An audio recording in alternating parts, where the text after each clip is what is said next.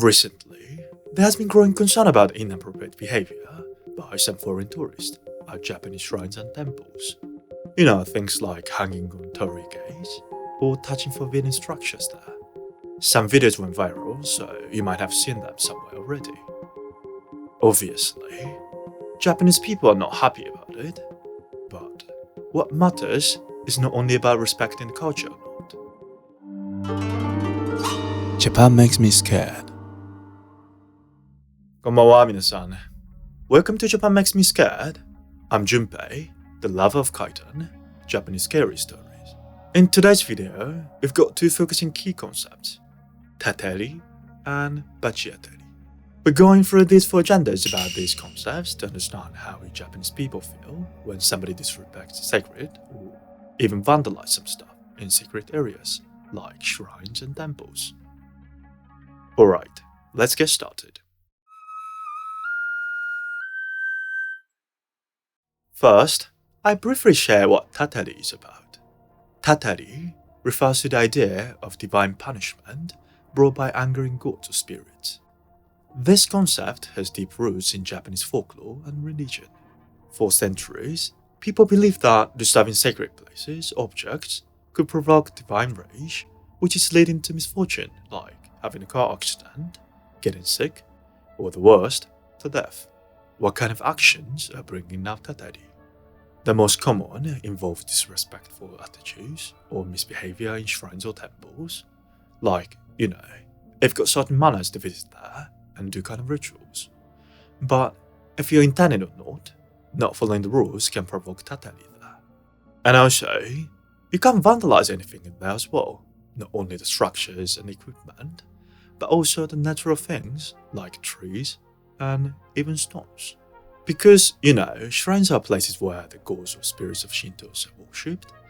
But in Shinto, there's a belief that gods and spirits reside in all things. So trees and stones are no exception to this. For example, there's one famous story about the tree in Hajikano-suwa Shrine, which is placed in Yamanashi Prefecture.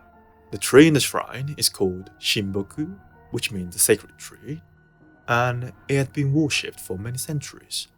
Once, they tried to remove some branches because it was covering over a train rail next to the shrine. But some people who cut the branches died because of a train accident, and the others were also severely injured or sick and had to stay in the hospital. Now they gave up cutting the branches down and put the iron roof over the train rail instead. But they're still afraid of Tatari from the Shinboku until now. By the way, Tatari is not only happening around shrines and temples. It can be on the random streets where you can see some sacred objects like Jizo statues, or in a graveyard where all the dead should be placed in peace underground. Or even in mountains and forests where some areas are prohibited from entering for the sacred matter. As I said, gods and spirits reside everywhere in Shinto belief. Tatari is not just superstition, it's a reflection of deep respect for nature and spirituality in Japanese culture. The stories associated with Tatari are often warnings to remind people to treat sacred places with some respect.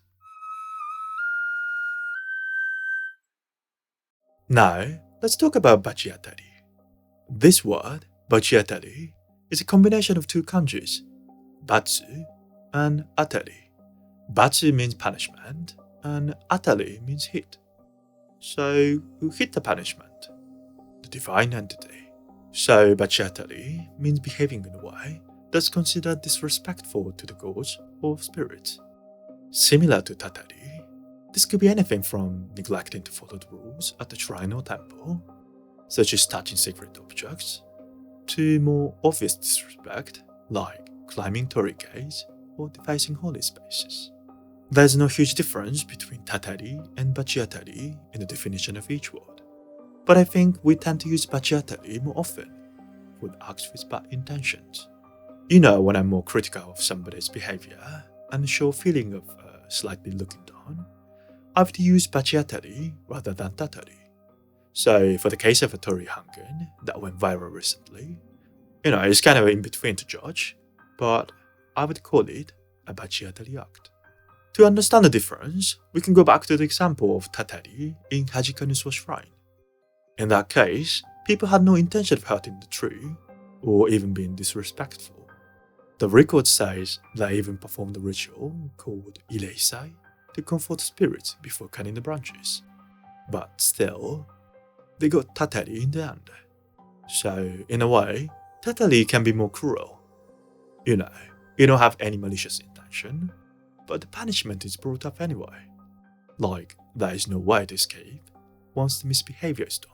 Anyway, in short, Tatari is misbehavior towards the sacred in general, while Bachiatari more often refer to those with bad intentions. A key question many people might ask is, how are Tatari or Bachiatari different from Noroi, which means curse? Let's break it down here. As I explained earlier, Tatari and Bachiatari are often seen as divine punishment or a reaction from spiritual entities because of disrespect of sacred places or objects. But Noroi, curse, is performed by humans. Although it often involves rituals of specific intent to harm another person using spiritual or supernatural forces, that's a human who's giving a curse in the end.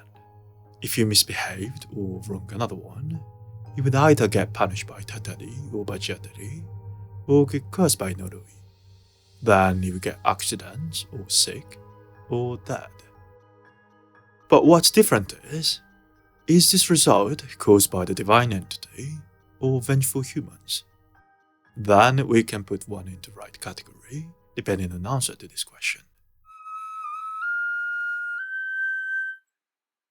Another interesting point to consider is where the concept of Tatari or Bachiatari doesn't exist in other major religions like Islam or Christianity. In Japanese culture, Tatari and Bachiatari are deeply tied to Shinto and Buddhist beliefs, where gods, spirits, or ancestors actively interact with the physical world.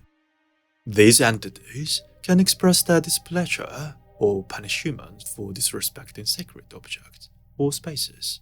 In Islam and Christianity, however, the relationship between humans and the divine operates differently. These religions focus on the idea of a single, omniscient God who does not engage in direct acts of retribution for minor human actions. Instead, concepts like sin, repentance, and forgiveness dominate. Punishment, when it occurs, is often seen as part of a divine plan or as consequences in the afterlife, rather than immediate punishment like Tatari. What is more, both Islam and Christianity emphasize human accountability for moral and ethical behavior, rather than attributing misfortune to spiritual entities tied to specific locations or objects. This difference reflects the unique view of Japanese culture, where respect for nature, spirits, and sacred places is central to daily life. While Islam and Christianity also view sacred places as important, their focus is more on the spiritual connection to God, rather than physical interaction with spirits or deities.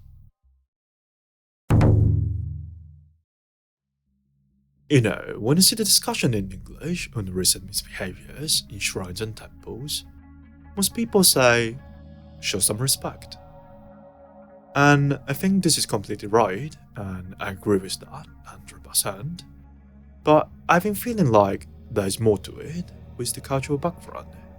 And that's the reason why I wanted to talk about Tatari and Bachiatari here. Anyway, when you come to Japan for a few days trip, or you're willing to stay for a while, whichever, I generally want you to enjoy at maximum.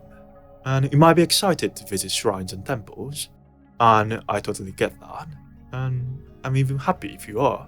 But when you visit there, please avoid doing don't-dos, like I mentioned in this video. The rules are often written somewhere in shrines and temples, so you just keep them, that's it. Not a big deal, is it? By respecting these customs, you're not just avoiding Tatari and Bachiatari. I think you're also fostering a better cultural exchange and ensuring these beautiful places can be enjoyed for everyone to come. So please, I'm begging you. Anyway, Thank you for watching, and if you liked the video, by the way, I really hope you do, please like and subscribe, or let me know what you think in the comment section if you would. That'd be a huge motivation for me.